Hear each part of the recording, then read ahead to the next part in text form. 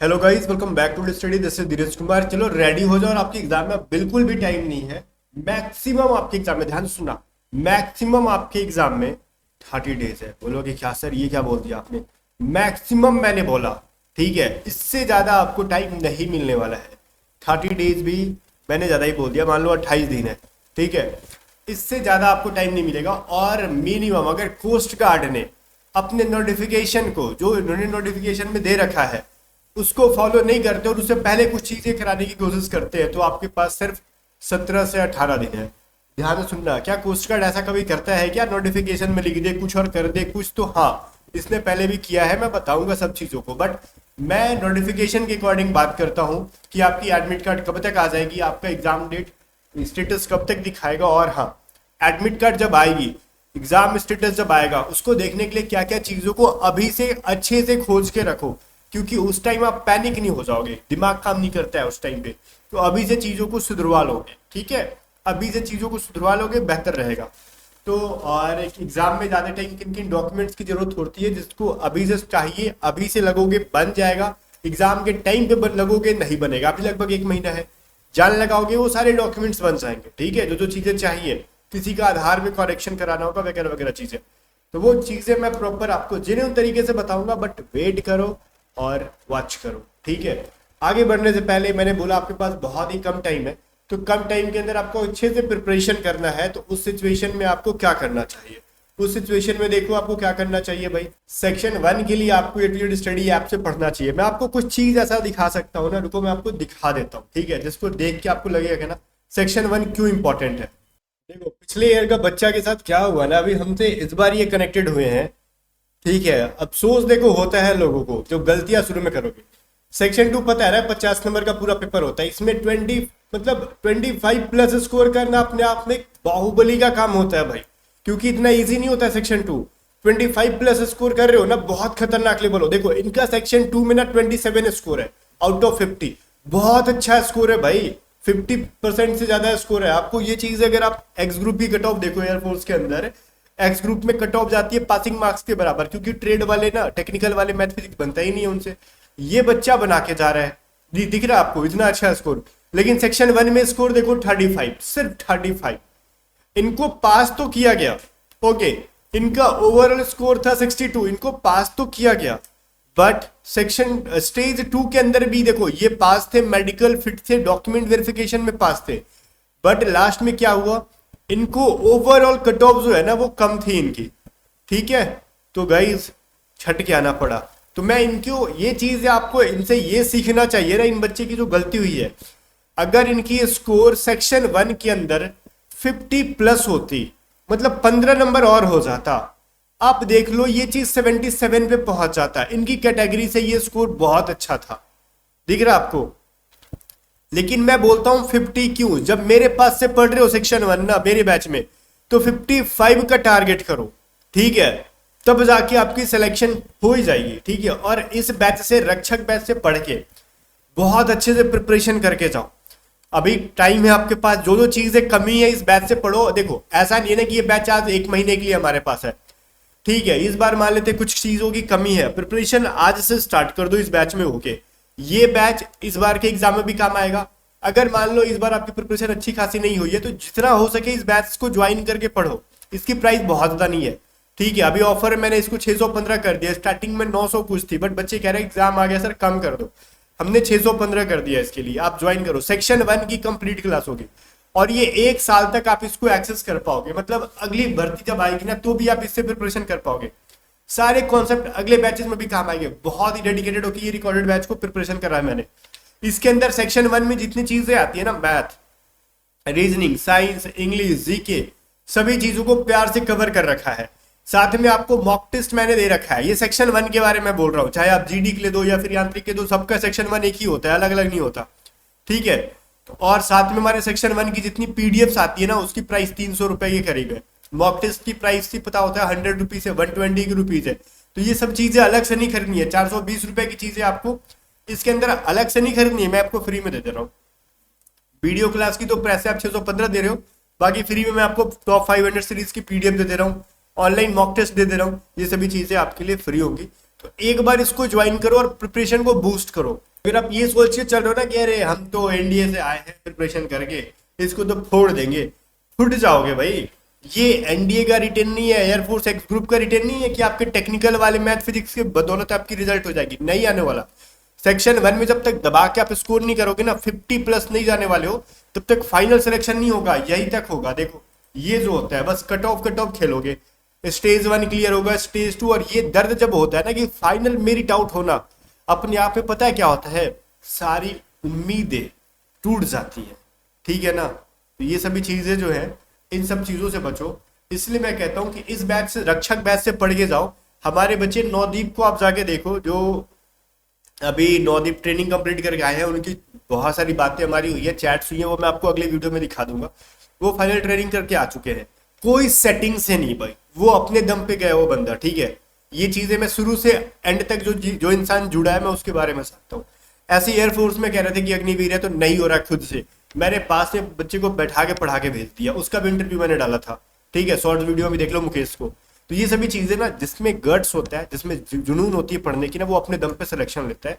तो ये चीजें कहना ना यहाँ सेटिंग हो रही है, देखो करप्शन खोजने निकलोगे ना तो हर जगह मिल जाता है, लेकिन अगर जिसके पास कोई चारा नहीं है, सेटिंग का जरिया नहीं है, उसके पास एक ही जरिया होता है, अपना मेहनत करोगे ना।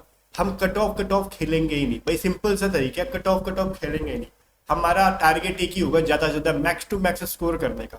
जब चीजें हालात अपने फेवर में ना हो ना, तो हम हालात के अकॉर्डिंग ढल जाओ। यही आपसे एक पोस्ट गार्ड मांगता है कि आप हाईएस्ट स्कोर करो, तब जाके सिलेक्शन होगा। तो आप ज्यादा स्कोर करने का सोचो ना, कट ऑफ क्या होता है, खत्म करो। अब हम आ जाते हैं एग्जाम के ऊपर, ठीक है। आपका एग्जाम कब तक होगा, जो चीजें थी मैंने बता दी। आपको ज्वाइन करने के लिए एक बार बताता हूँ, सेक्शन 1 की प्रिपरेशन करनी है, बेस्ट प्रिपरेशन आपको ए टू जेड स्टडी से अच्छा कोई नहीं कराएगा। टेक्निकल की पढ़ाई भले दुनिया में 100 जगह पढ़ा दे, सेक्शन 1 की ना सिलेक्शन वाले कोर्स आपको कोई नहीं कराता है भाई। देखो मैं एक चीज बताता हूँ, पोस्ट गार्ड मतलब ए टू जेड स्टडी, और जब आप एग्जाम में बैठते हो हमारी बैचेस पढ़ के तो खुद ही कहते हो कि पोस्ट गार्ड मतलब ए टू जेड स्टडी, ठीक है। इसके लिए आपको ऐप को डाउनलोड करना पड़ेगा, ए टू जेड स्टडी ऐप का लिंक डिस्क्रिप्शन में। नहीं ऐप यूज करने आ रहा है, व्हाट्सअप करके हमारे टीम मेंबर से पूछ सकते हो, आपको बता देंगे किस तरीके से पेमेंट करना है। अगर खुद से कर पा रही हो तो खुद से करके ज्वाइन कर लो, क्लासेस आपको मिल जाएगी, जब मन जितनी बार उतनी बार पढ़ो।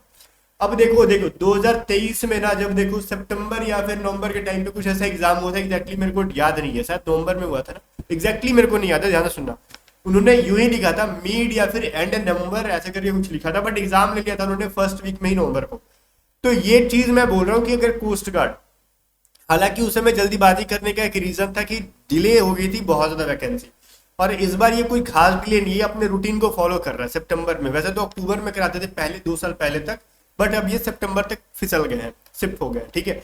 तो सितंबर में भी अगर ये एग्जाम करा रहे हैं तो मोस्ट प्रोबेबली आपके मिड या फिर एंड, तो भी ये मिड या एंड लिखते हैं ना, तो हमेशा ये क्या करते हैं 18 तारीख से स्टार्ट करेंगे, अब 25 तारीख तक बीच में एग्जाम को कंडक्ट करा देते हैं, ठीक है, मैक्स टू मैक्स टाइम। ये एक बार गलती किया इन्होंने, पहले करा लिया है, 4-5 तारीख से स्टार्ट कर, 1-2 तारीख से स्टार्ट करा लिए थे, ठीक है।